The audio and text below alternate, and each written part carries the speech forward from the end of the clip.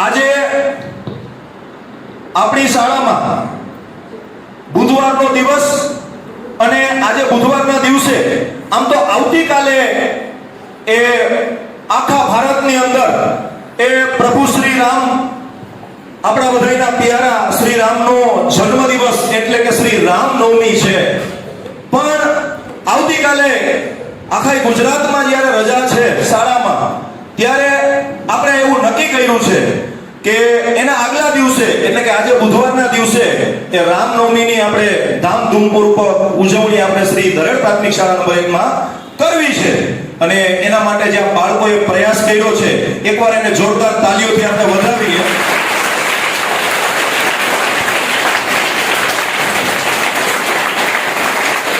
હવે તમે કદાચ બાળકો જાણતા નહીં હોય, એ પ્રભુ શ્રી રામના પ્રાગટ્યની મારે જે વાત કરવી છે.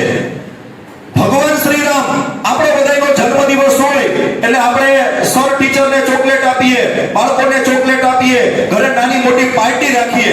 પણ આ તો આપણા બધાના ઈષ્ટદેવ પ્રભુ અને આપણે જેની ધૂન ગાઈએ છીએ, જેના ગુણગાન ગાઈએ છીએ, એવા પ્રભુ શ્રી રામનો આવતીકાલે જન્મદિવસ છે.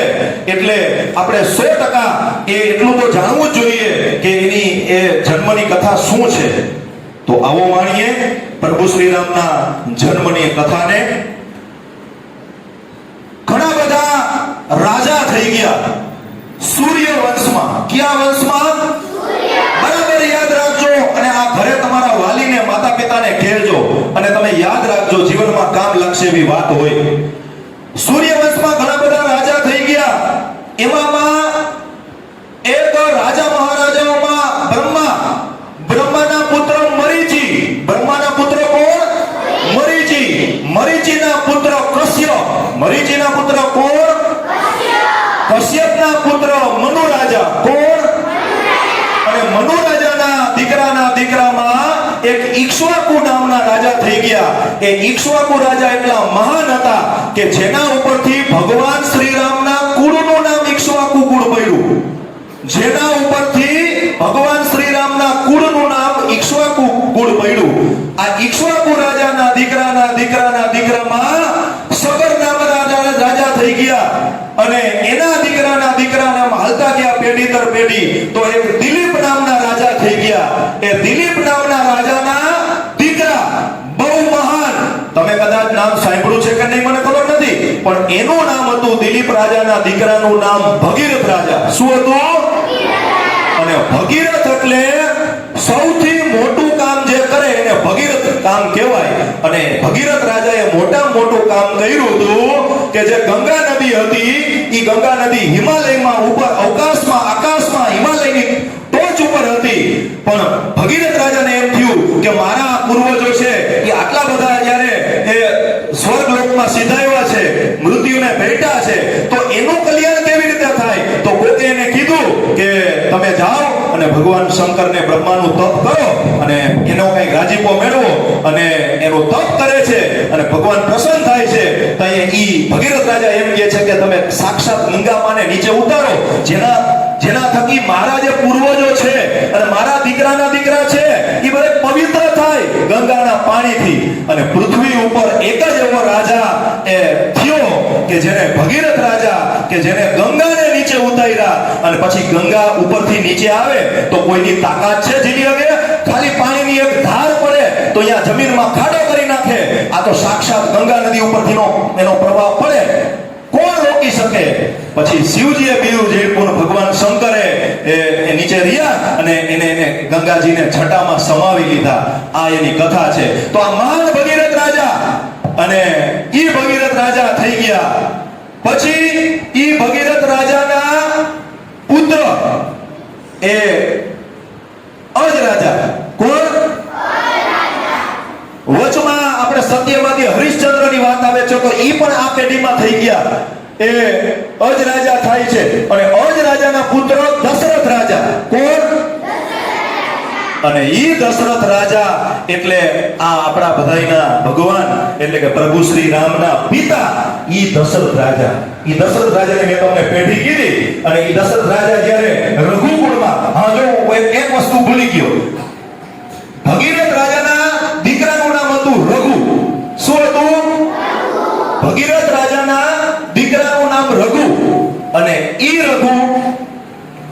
કે જેનું રઘુકુળ કહેવાનું, અને રઘુ રાજા એટલા મહાન, એટલા પ્રામાણિક, એટલા સત્યવાદી, એટલા નિષ્ઠાવાન કે એના ઉપરથી ભગવાન શ્રી રામની છાપ રઘુકુળની પડી.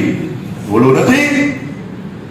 રઘુકુળ રીતિ સદા ચલી આઈ, પ્રાણ જાય પણ વચન ન જાય. રામ સિયા રામ જય જય રામ.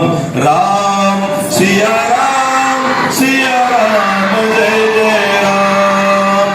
મંગલ ભાવના અમંગલ હારી, દ્રવહુષ દશરથ અજીર વિહારી. રામ સિયા રામ જય જય રામ. રામ સિયા રામ જય જય રામ. રામ સિયા રામ જય જય રામ. રામ સિયા રામ જય જય રામ. આગે ચલે બહુ રીર ઘુરાયા, રીસ્ય મુક પર્વત નિયરાયા. આગે ચલે બહુ રીર ઘુરાયા, રીસ્ય મુક પર્વત નિયરાયા. રામ સિયા રામ જય જય રામ. રામ સિયા રામ જય જય રામ. આ રઘુ રાજા હતા કે એનો કુળ છે એ રઘુ નામથી પાવન થઈ ગયું. એ રઘુ રાજાના દીકરા અજ રાજા, એના દીકરા દશરથ રાજા એટલે કે રામના પિતાજી. અને દશરથ રાજાને અગર વાત તો ઘણી લાંબી છે પણ હું તને ટૂંકમાં તમને બધાને કહું. એની 3 રાણીઓ હતી. એક મહારાણી કૌશલ્યા, બીજી કૈકેયી માતા અને ત્રીજા સુમિત્રા માતા. આ 3 રાણી હતી. અને એમ કહેવાય છે કે દશરથ રાજાની ઉંમર તો હજારો વર્ષ હતી હો, કઈ 50-100 વર્ષ નહીં. સતયુગ, પછી ત્રેતાયુગ, દ્વાપરયુગ અને કળિયુગ. એ સતયુગમાં માણસોની ઉંમર 10,000 વર્ષ હતી. એટલે કે કદાચ એ દશરથ રાજાની ઉંમર પણ એટલા વર્ષો હશે એવું આપણે માનીએ. તો દશરથ રાજાને ઉંમર મોટી થઈ ગઈ પણ છતાંય કોઈ સંતાન નહોતું. રામના પિતાજીની ઉંમર એટલી બધી મોટી થઈ ગઈ, માથે ધોળા વાળ આવી ગયા, એ વૃદ્ધ દેખાવા માંડ્યા, પણ એને સંતાન નહોતું. એટલે એના કારણે એ દુખી રહેતા હતા. માતા જે ત્રણેય હતી એને પણ દુઃખ થતું હતું. એકવાર એના મહેલમાં એના ગુરુ વશિષ્ઠ મુનિ, વશિષ્ઠ ઋષિ આવ્યા. એટલે વશિષ્ઠ ઋષિને પ્રણામ કરી અને એ રાજન બોલ્યા, દશરથ રાજા, કે હે મુનિવર, મારે તમારી દયાથી ઘણું બધું સુખ છે, વૈભવ છે, શાંતિ છે, સારી પ્રજા છે, નોકર ચાકર છે, ધન દોલત છે, પણ એક શેર માટીની ખોટ છે. મારે કોઈ પુત્ર નથી. તો શું આવા મારી પેઢીમાં મહાન રાજા થઈ ગયા? રઘુ રાજા, ભગીરથ રાજા, હરિશ્ચંદ્ર રાજા, અને ઈ પેઢી શું મારી છેલ્લી પેઢી હશે? મારા પછી શું અમારા વડવાઓને પાણી પાવાવાળું કોઈ નહીં બચે? મારે કોઈ પુત્ર નથી. એટલે આ રાજગાદીનો, અયોધ્યાની રાજગાદીનો વારસ એ કોઈ નહીં હોય. આવું જ્યારે એ ઋષિવર પાસે કહે છે ત્યારે એ ઋષિવર, એ વશિષ્ઠ મુનિ એ હસતા હસતા કહે છે, એ રાજન, તમે નિરાશ ન થાઓ. રાણીઓ પણ એમ કહે છે કે અમારે એ બીજું તો બધું છે, પણ તમે આવડા મહેલમાં જો એ કોઈ છોકરા ન રમતા હોય, આ રાજગાદીનો વારસ ન હોય, તો અમારા માટે આ રાજગાદી નકામી છે. આવું જ્યારે કલ્પાંત કરે છે ત્યારે મુનિ વશિષ્ઠ એમ કહે છે, તમે ચિંતા ન કરો, તમારી જે આ ઈચ્છા છે એ ભગવાન સૂર્યનારાયણ પૂરી કરશે. તમારા વંશના એ ભગવાન સૂર્યનારાયણ, અને ભગવાનનો વંશ છે એ સૂર્ય વંશ કહેવાય, અને સૂર્યનારાયણ પૂરી કરશે. તો કે કેવી રીતે કરશે? તો કે એના માટે તમારે પુત્ર કામેષ્ટિ યજ્ઞ કરવો પડશે. શું કરવું પડશે? યજ્ઞનું નામ શું? પુત્ર કામેષ્ટિ યજ્ઞ. શું કરવો પડશે? પુત્ર કામેષ્ટિ યજ્ઞ કરવો પડશે. તો રાણીઓ એમ કહે છે કે મહારાજ, એ ઋષિવર આજને આજ યજ્ઞ ચાલુ કરો. તો કે આ કામ હું નહીં કરી શકું, એના માટે શૃંગી ઋષિને બોલાવવા પડશે અને શૃંગી ઋષિથી પુત્ર કામેષ્ટી યજ્ઞ કરી શકે, હું ન કરી શકું.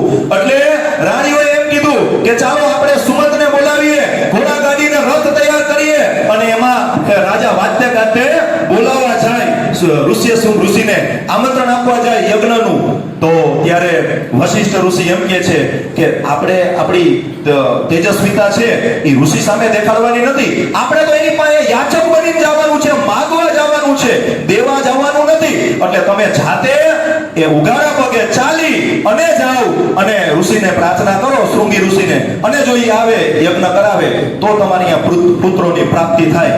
અને પછી દશરથ રાજા ખુદ પોતે એ વલ્કલ વસ્ત્રો પહેરી અને જંગલની વાટે નીકળે અને શૃંગી ઋષિના આશ્રમમાં આવે. શૃંગી ઋષિ તપ કરતા હોય છે, એનું તપ પૂરું થાય એટલે સામે દશરથ રાજા બેઠા હોય છે અને પ્રણામ કરે છે, હે ઋષિવર, એ તમે તો બધું જાણો છો, મને વશિષ્ઠ ઋષિની આજ્ઞા છે કે મારે શેર માટેની ખોટ છે, મારે પુત્ર નથી. તમે જોવો છો કે અયોધ્યાનું રાજમાં કાંઈ કમી નથી, પણ તમે આવો અને પુત્ર કામેષ્ટી યજ્ઞ કરાવો અને મને આશીર્વાદ આપો. ત્યારે એ શૃંગી ઋષિ છે એ એની સાથે જાય છે, એના ઋષિ કુમારોને લઈ અને અયોધ્યા નગરીમાં રાજની અંદર વચ્ચોવચ એ યજ્ઞની સ્થાપના કરવામાં આવે છે, યજ્ઞ નારાયણની આહુતિઓ દેવામાં આવે છે અને યજ્ઞ નારાયણના મંત્રોચ્ચાર સ્વાહા સ્વાહા એવા મંત્રોચ્ચાર થકી આખું અયોધ્યાનું વાતાવરણ છે એ પ્રફુલ્લિત બને છે. અને આવા મંત્રોચ્ચાર થાય છે, યજ્ઞ થાય છે, ત્યારે એ યજ્ઞ અડધો પોણો પૂરો થવા આવે છે ત્યારે યજ્ઞની પ્રસાદીમાંથી, યજ્ઞના એ અગ્નિમાંથી, યજ્ઞનો કુંડ વહીનો તો એની અગ્નિ હોય, એ અગ્નિની વચ્ચેથી ખુદ અગ્નિદેવ પ્રગટ થાય છે અને અગ્નિદેવ હાથમાં એક પાત્ર લઈને પ્રગટ થાય છે અને એ પાત્ર લઈ અને દશરથ રાજાને આપે છે અને દશરથ રાજાને કહે છે કે આ પાત્રમાં એક ખીરનો પ્રસાદ છે, એ તમે તમારી મહારાણીઓને ખવડાવજો, જેનાથી તમને પુત્ર રત્નની પ્રાપ્તિ થશે. અને આ કોઈ અયોધ્યાના જે લોકો છે, અયોધ્યાની રાણીઓ છે, અયોધ્યાના પ્રજાજનો છે અને ખુદ દશરથ રાજાનું એ હૈયું છે એ હરખથી નાચી ઉઠે છે. અને પછી એ યજ્ઞ નારાયણમાંથી જે પ્રગટ થયા અગ્નિદેવ તો અદ્રશ્ય થઈ જાય છે અને યજ્ઞ પૂરો થાય છે. પછી એ યજ્ઞ નારાયણમાંથી નીકળેલો પ્રસાદ, એ ખીરનો પ્રસાદ, એ દશરથ રાજા એના બે સરખા ભાગ કરી અને એક ભાગ છે એ મહારાણી કૌશલ્યાને આપે છે અને એને ખવડાવે છે. અને બીજો જે ભાગ હોય તો એમાંથી બે સરખા ભાગ કરી અને એક ભાગ છે એ મહારાણી કૈકેયીને ખવડાવે છે અને ત્રીજો જે ભાગ હોય તો એમાંથી એ મહારાણી કૌશલ્યા અને મહારાણી કૈકેયી એ બંને એક એક કોળિયા લઈ અને પોતાના બંને હાથથી એ ત્રીજી રાણી એટલે કે સુમિત્રા રાણી મહારાણીને એ ખવડાવે છે. એટલે બંને જે ખવડાવે છે એક એક કોળિયા, એટલે એને સુમિત્રા માતાને બે પુત્રો થાય છે અને કૌશલ્યા અને કૈકેયીને એક પુત્ર થાય છે. એ પુત્ર છે ઈ રામ અને કૌશલ્યાના પુત્ર રામ એ સૌથી મોટા હોય છે. કૈકેયીના પુત્ર ભરત એ બીજા નંબરના પુત્ર છે. ત્રીજા નંબરના સુમિત્રા માતાને બે પુત્રો, એમાં ત્રીજા નંબરના એ લક્ષ્મણ અને ચોથા નંબરના એ શત્રુઘ્ન. આ ચાર પુત્રોની એ પ્રાપ્તિ થાય છે. અને બરાબર ચૈત્ર મહિનો આવ્યો, ભગવાને એવું નક્કી કર્યું કે હવે મારે મનુષ્ય જેવી લીલાઓ કરી અને આ પૃથ્વી ઉપર જે બધું હાલે છે એમાં એક ધર્મનું સ્થાપન કરવું છે. એટલે ભગવાને એવી લીલા કરી અને અવતાર લેવાનું નક્કી કર્યું છે. અને ચૈત્ર મહિનો આવ્યો, એકમ આવી, બીજ આવી, ત્રીજ, ચોથ, પાંચમ, છઠ, સાતમ, આઠમ અને નોમ આવી છે. નોમ આવી તો નોમને સવાર પડી, સવારમાં આજે ભગવાનને જન્મ લેવાનો છે પૃથ્વી ઉપર. એટલે ચારે બાજુ આકાશમાં ઘટાડોળ વાદળાઓ એ હલનચલન કરી રહ્યા છે અને વાદળાઓ છે એ ભગવાનના જન્મને વધારવા માટે જાણે એ ગર્જના કરી રહ્યા હોય એવું દિવ્ય વાતાવરણ છે. પક્ષીઓ છે એ કલરવ કરી રહ્યા છે ભગવાનને વધારવા માટે, એના જન્મને વધારવા માટે કિલકિલારીઓ કરી રહ્યા છે. ખુદ ગંધર્વો, દેવી દેવતાઓ એ ભગવાનના જન્મને વધારવા માટે પુષ્પ હાથમાં લઈ અને ઊભા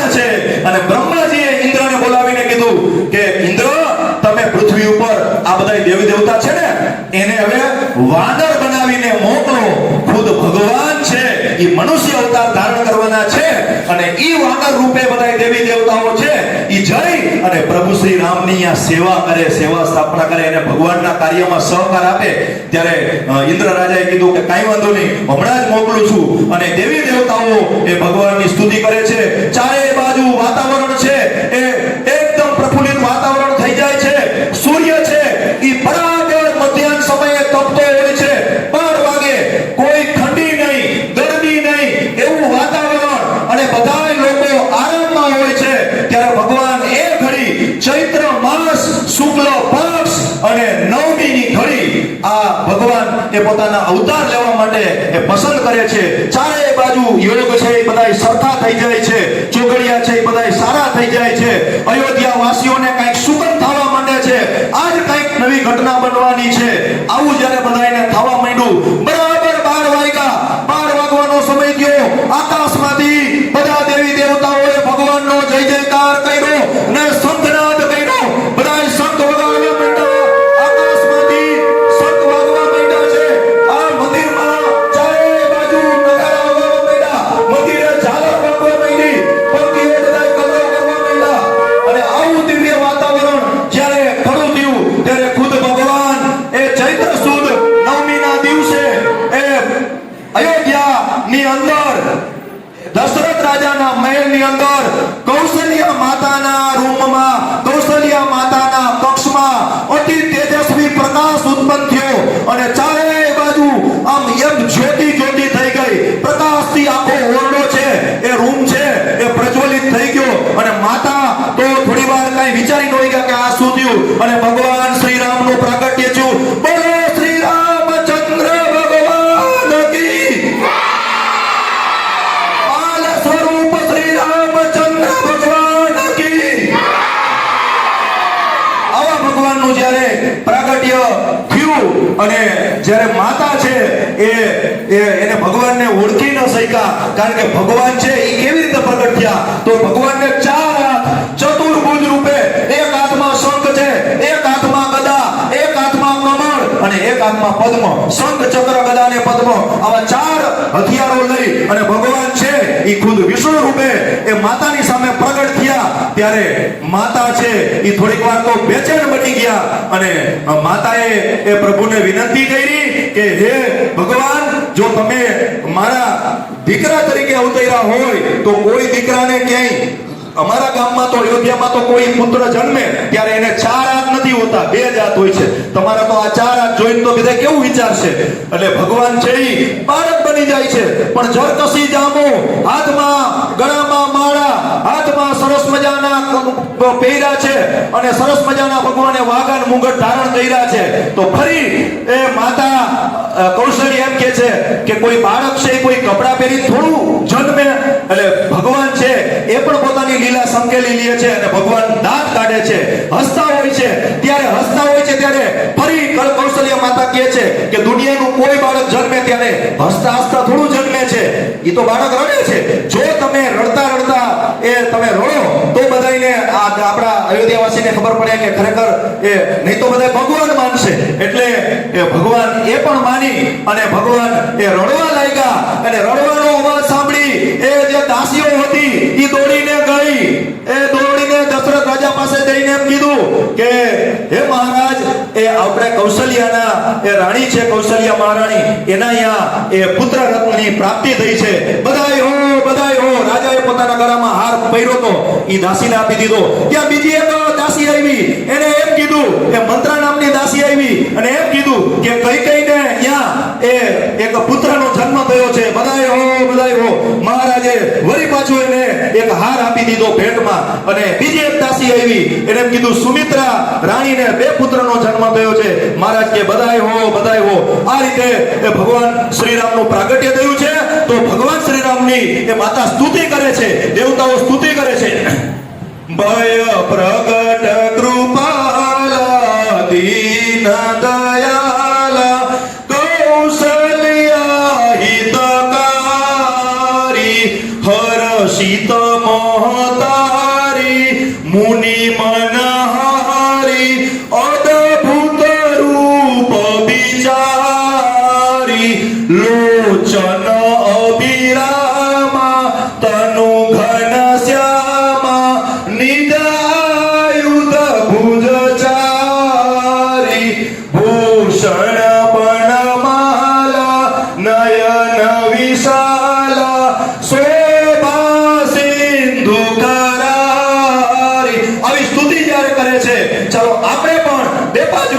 એ ભગવાનના નામનું સ્મરણ કરીએ અને આપણે પણ ભગવાનના એ પ્રાગટ્યમાં જોડાઈએ.